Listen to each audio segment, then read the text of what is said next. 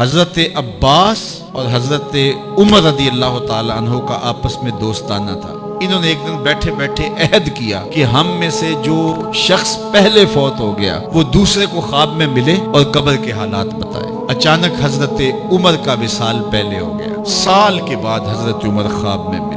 اس نے کہا عباس مجھے وعدہ تو یاد تھا لیکن سخت حساب آن پڑا تھا تو میں تو اس کے اندر لگا رہا، تو اب کیا ہوا؟ کہا پھر اللہ نے کہا چلو اس کو یوں ہی معاف کر دو۔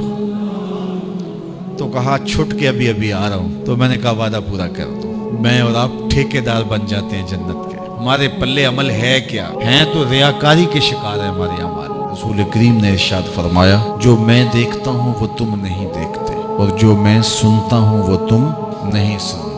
آگے فرمایا کہ اللہ کی قسم جو میں جانتا ہوں وہ اگر تم جان لیتے تو تم بہت کم ہنستے، بہت زیادہ روتے، تم جنگلوں میں دوڑ جاتے اور تم اللہ تعالیٰ کی پناہ میں آنا چاہتے، یا اللہ ہمیں بچا لے، جنگلوں میں بھاگتے پھرتے، آنکھوں میں آنسوؤں کی لڑیاں ہوتی، چیختے ہوتے، روتے ہوتے، اگر جو میں جانتا ہوں اگر تم جان لیتے۔ قال ابو ذر، حضرت ابو ذر اس حدیث کو روایت کرنے کے بعد فرمایا کاش کہ میں درخت ہوتا اور کاٹ دیا گیا ہوتا، میں درخت ہوتا جانور کھا گئے ہوتے۔ اللہ اکبر۔ حضرت عمر رضی اللہ تعالیٰ عنہ ایک کچی اینٹ اٹھاتے ہیں، پھر نیچے رکھ دیتے ہیں، پھر اٹھاتے ہیں، پھر رکھ دیتے ہیں، اور پھر کہتے ہیں کاش کہ میں یہ اینٹ ہوتا۔ حضرت سیدنا صدیق اکبر رضی اللہ تعالیٰ عنہ درخت کے نیچے بیٹھے تھے، ایک چڑیا ایک شاخ سے اڑ کے دوسری شاخ پہ جاتی، وہاں سے اڑ کے پھر دوسری شاخ پہ آتی، تو حضرت صدیق اکبر رو پڑے، کہا چڑیا کتنی موج میں ہے، جس شاخ پہ چاہے بیٹھتی ہے اور قیامت کے دن تیرا حساب بھی نہیں ہوگا۔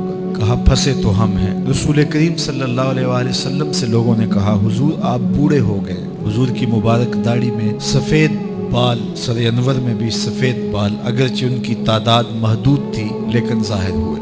کہا سورہ ہود اور اس کی مماثل صورتوں نے مجھے بوڑھا کر دیا ہے، کیونکہ ان صورتوں میں اللہ کے عذابوں کا ذکر ہے، آخرت کا ذکر ہے۔ یہ وہ بابرکت وجود ہیں، وہ بابرکت ذات ہیں جن کے دامن پہ گناہ کا ایک دھبا بھی نہیں ہے، اور میں اور آپ اپنے آپ کو دیکھیں تو ہم کہاں کھڑے ہیں۔ حضور نے حضرت عائشہ سے کہا، زوجہ ہے رسول کریم صلی اللہ علیہ وآلہ وسلم کی، محبوبہ محبوب کائنات، لیکن ان سے بھی میرے حضور نے کہا عائشہ گناہوں کو کبھی چھوٹا نہ سمجھنا، گناہوں کو حقیر نہ سمجھنا کہ یہ چھوٹے ہیں کوئی بات نہیں، اس سے کیا ہوگا، اس دن حساب ہوگا، اس دن پوچھا جائے گا۔ تو اپنی زندگی کو مرتب اور منظم کر کے رکھو۔